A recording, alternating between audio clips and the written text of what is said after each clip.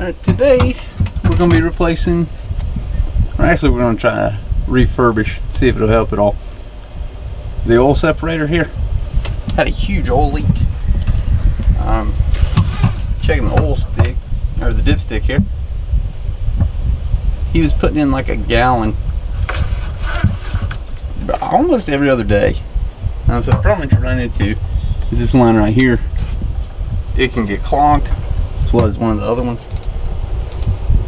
No check engine light codes or anything like that, but if you can see that oil spot down there on the bottom, there's a really bad one over here from where it was parked a minute ago. It's from where it gets built up in there. No check engine codes or anything like that. Only problem you got to be careful of is right near the ECU, so it can pop up, especially at highway speeds, and sling oil all over that and burn it out. So we'll be going through that here in just a minute. So this was the spot from where it was parked.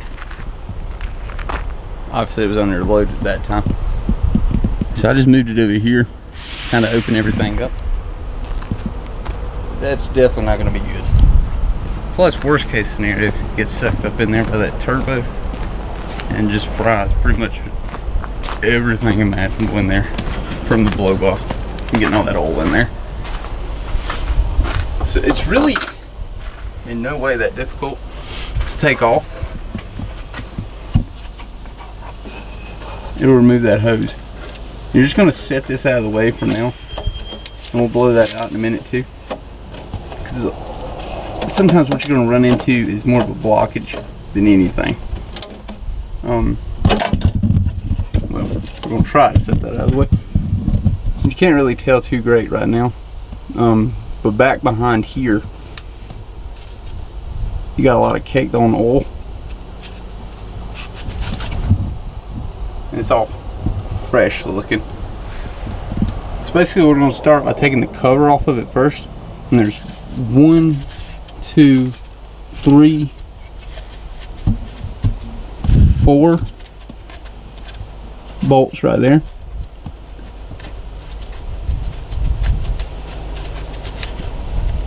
Yeah, 4 bolts. So we're going to remove those real fast. I should add is make sure that the kill switch is engaged and all power is cut.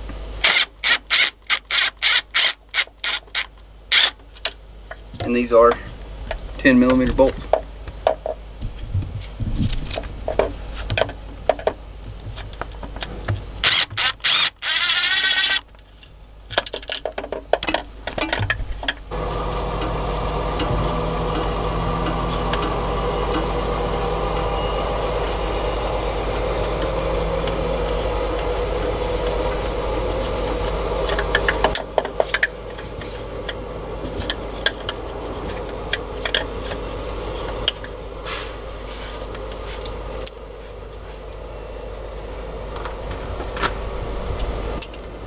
That one was kind of loose, so that's probably not a...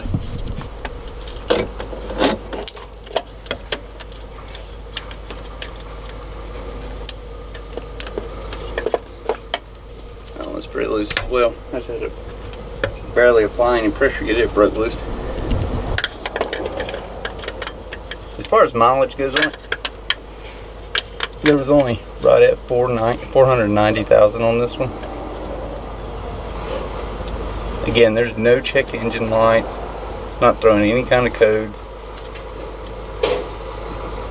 It's really not having any sort of adverse effects on the way it's running.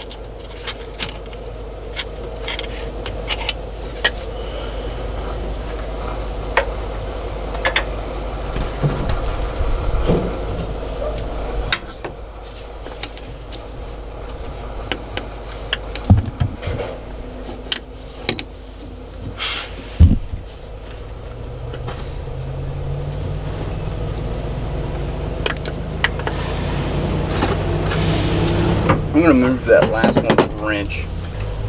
Okay. So those two that I was hoping to be able to get from the top was impossible. I had to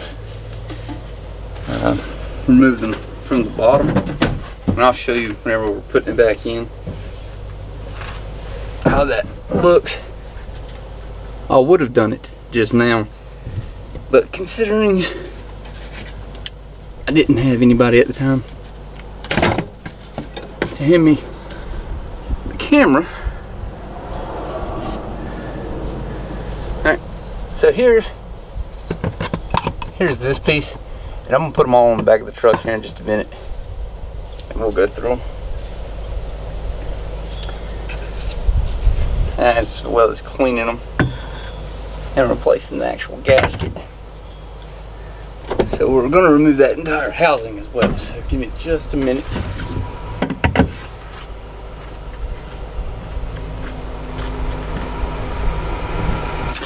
Slowly but surely.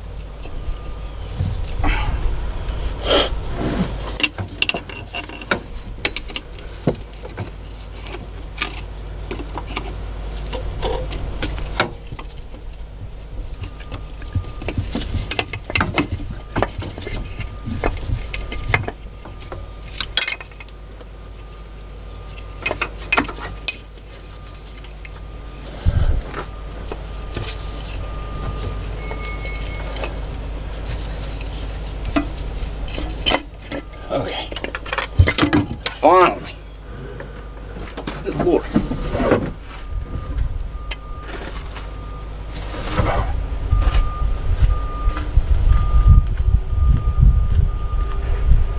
If you're seeing this now, just believe I will edit all of the unnecessary out. But as you can see,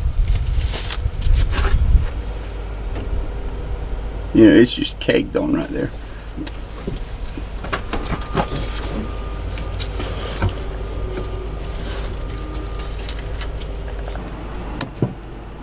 It's really of no use at all, but this is the gasket that you take out. It's just caked on there where it was leaking. Alright. Alright. It's a little change in plans. This was the original gasket that sits against the block itself. I'm imagining that it's probably where the leak is coming from. So I went and got the replacement gasket from the Volvo dealer.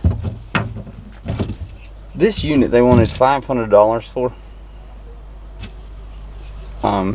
This gasket was $20. So we're going to go through the actual cleaning.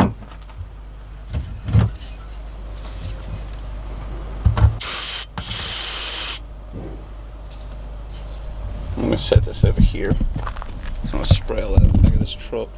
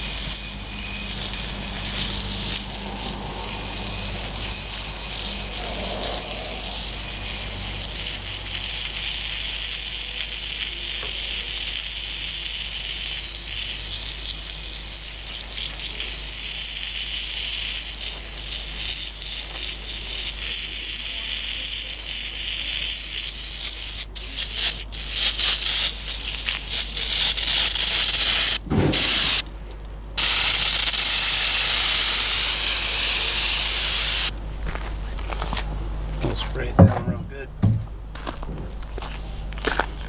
And then just scrub it.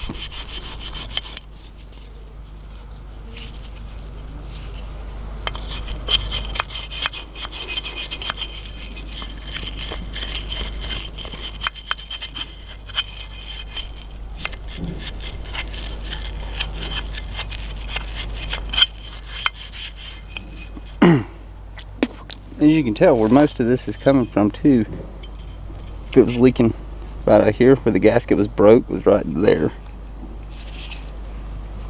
And this is where most of all the corrosion is going to be.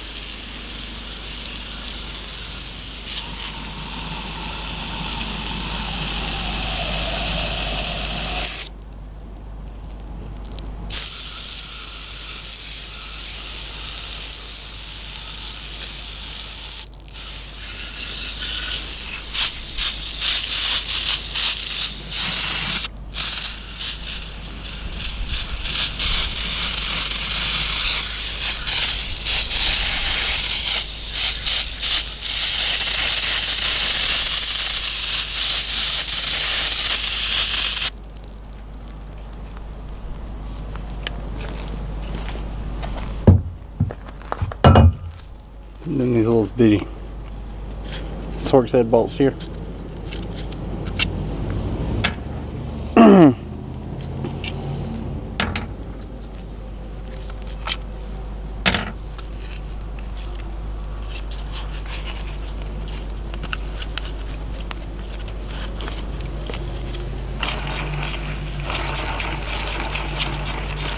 You can hear, well, hopefully you can hear those gears inside turning, cleaning it out.